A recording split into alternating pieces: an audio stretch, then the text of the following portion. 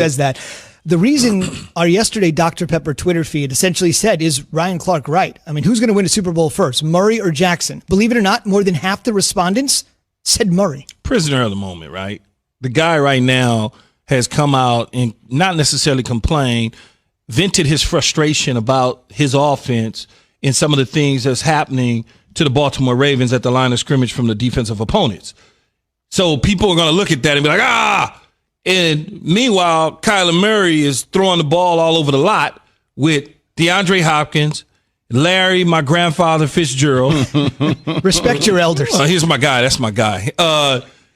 Kristen Kirk, bombs away. Mm-hmm. Edmonds and Kenyon Drake, along with a little bit of what's the kid from UMass when he's in every now and then? I can't even think of his name. Oh, Isabella. Andy Isabella. So he has a bunch of weapons that he can practice with and play with. He's throwing the ball to Willie Snead. Willie Snead, though, good player, NFL guy. Exactly what Bart said yesterday. But it's not the same. In Hollywood Brown, good complimentary guy, good piece to have. But it's not even close to DeAndre Hopkins or Larry Fitzgerald or Kristen Kirk. You're saying he doesn't have a one. Stop. Don't do this to him. Ryan Clark, in a little bit of RC, has some of that Ravens-Pittsburgh stuff in him, too. Right. That's, come on. A little DNA in there. Little DNA. He'd love to see the Baltimore Ravens fall right on their face. There's no question about it. And that's okay. But don't say that if he was in Baltimore right now, they'd have a better shot at winning the Super Bowl or even going to the Super Bowl. No, that's a lie. That's a flat-out lie.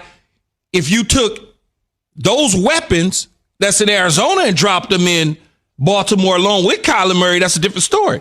Or if you took Kyler Murray and stuck him in Baltimore and took Lamar Jackson and stuck him in the air raid system in Arizona with those weapons, would you get the same thing? I believe you'll get the same thing Arizona's getting now. Indeed. You mentioned the word Super Bowl. On the way, a couple of weeks ago, they were the Super Bowl favorite. A couple weeks later, we have to talk about them potentially missing the playoffs.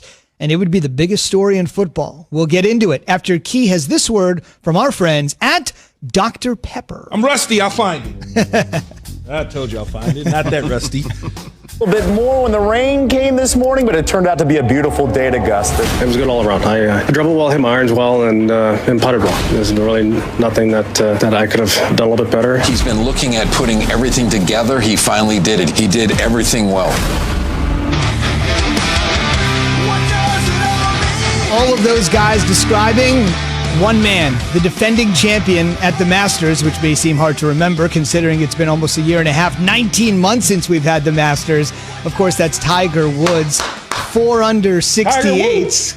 Paul Casey, the Englishman, is leading with a 65 after round one. Tiger's 4 under 68, by the way, was bogey-free. He's traditionally a slow starter at the Masters, so this was quite the revelation. First-round coverage has to resume today. They had to suspend it because of darkness. They'll be out on the course. Some of the guys will be out of the course in less than an hour, about 7:10 a.m. Eastern. Coverage resumes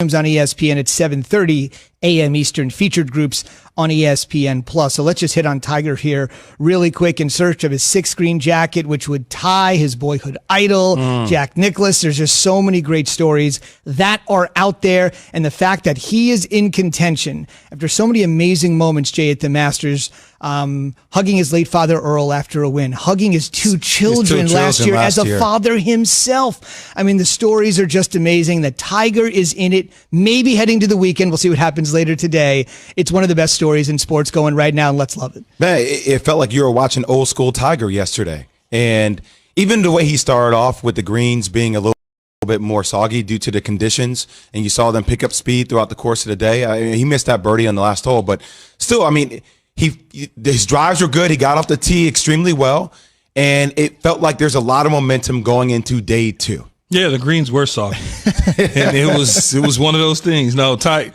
look, when he looks healthy to me, he just looks healthy. He doesn't look all puffy. He looks nice and trim and slim. He reminds me of somewhat of the younger Tiger Woods, and you could certainly see that he was composed yesterday despite the weather conditions, despite the soggy grass. See, you didn't think I knew all that sort of stuff. I fooled you, don't I, Jay? Yeah.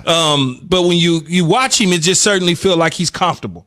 Like this is a situation where he's comfortable. Now, whether or not he wins it, he won't lose it by, to the point where he's lost other tournaments where people's like, oh, God, get him out of here. That's what I see. I see him playing to the point where he's going to keep the pressure on. I just want to say a couple of things. I mean, Tiger's gone back-to-back once before at the Masters in 2001 and 2002. This back-to-back would be one of the best repeat performances of any back-to-back in any sport. You want to talk about Michael's 6-peat with the 2-3-peats, the Rockets going back-to-back, the Yankees and their dynasty. This sort of back-to-back for Tiger would be right up there with the greatest consecutive feats in sports history. I know we saw it at the U.S. Open, but still not having any patrons, not having people there, and Tiger alluded to this in his post-presser. Usually on their approach shots, if you're hitting a long-distance shot, you can tell by the fans' reactions where the ball lands, right? Even if you have draw on the ball, where it comes from. Just watching the condition, it's different. It feels really, really different, even though you're watching the Masters. So to be able to be in position on day 2 with it feeling so different for all these golfers, whether it makes you heightened anxiety, not having patrons there, or whether it makes you more comfortable, it adds to what you just said. I think it's the more comfortable side of things. I covered, believe it or not, I covered a golf tournament prior to, in the off season.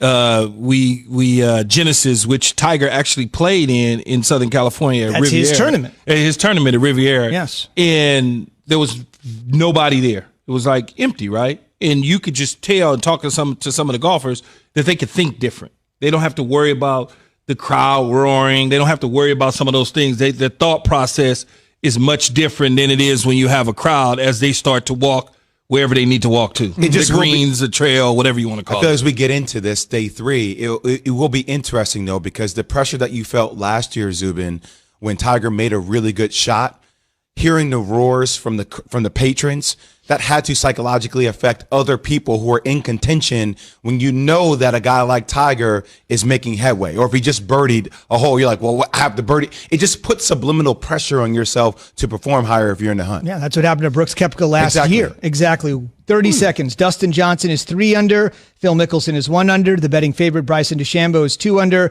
And one guy I want to mention, Rory McIlroy, is even. The reason I want to mention